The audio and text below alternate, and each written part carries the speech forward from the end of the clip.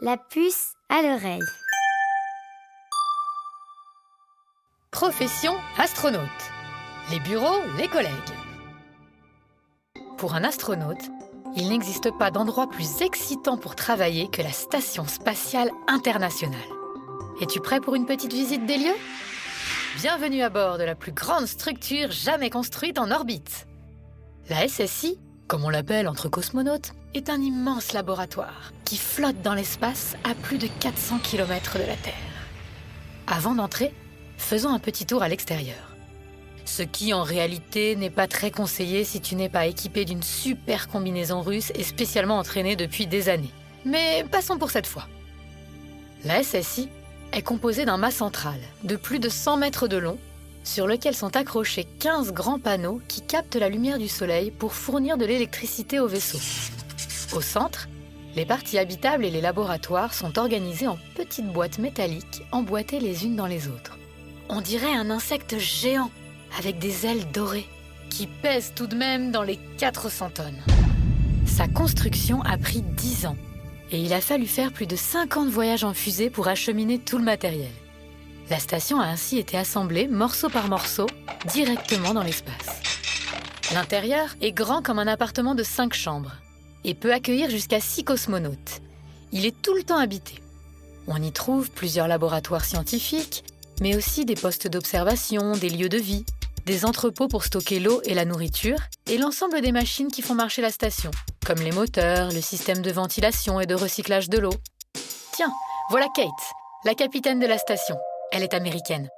Hello! Comment? Elle marche au plafond, dis-tu? Ah oui, j'ai oublié de te préciser. La station spatiale, et tout ce qui se trouve à l'intérieur, y compris les humains, flotte en apesanteur. En apesanteur ? L'apesanteur, c'est l'absence de gravité terrestre. La gravité terrestre ? Attends, je vais t'expliquer. Sur la Terre, il existe une force qui attire les objets du haut vers le bas qui s'appelle la gravité.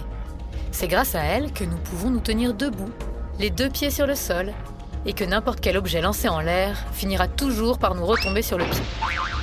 Dans l'espace, pas de gravité. Résultat, les objets et les gens flottent comme des bulles de savon. Nous nous trouvons actuellement dans le laboratoire russe. Comme dans le reste de la SSI, les murs, le sol et le plafond sont recouverts de câbles, d'écrans, d'objets aimantés et de petits boutons de toutes les couleurs.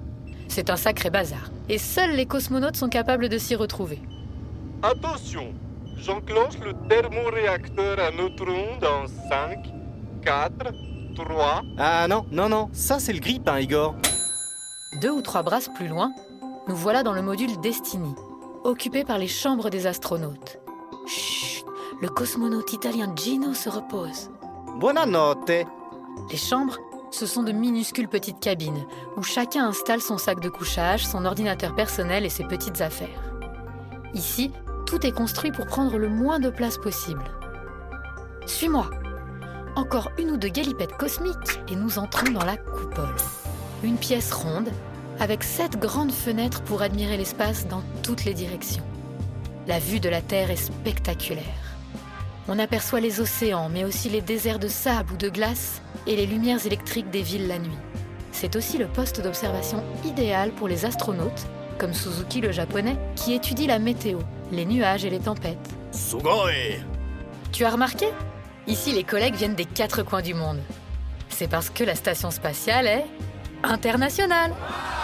Les Russes, les Américains, les Européens, les Japonais et les Canadiens ont participé à sa construction et pourront donc y mener leurs expériences jusqu'à ce qu'elle soit mise hors service. Eh oui, la SSI n'est pas éternelle. Vers 2028, les équipements auront vieilli et elle sera en quelque sorte périmée. Ses moteurs s'arrêteront de fonctionner et elle se désintégrera dans l'espace en tombant vers la Terre.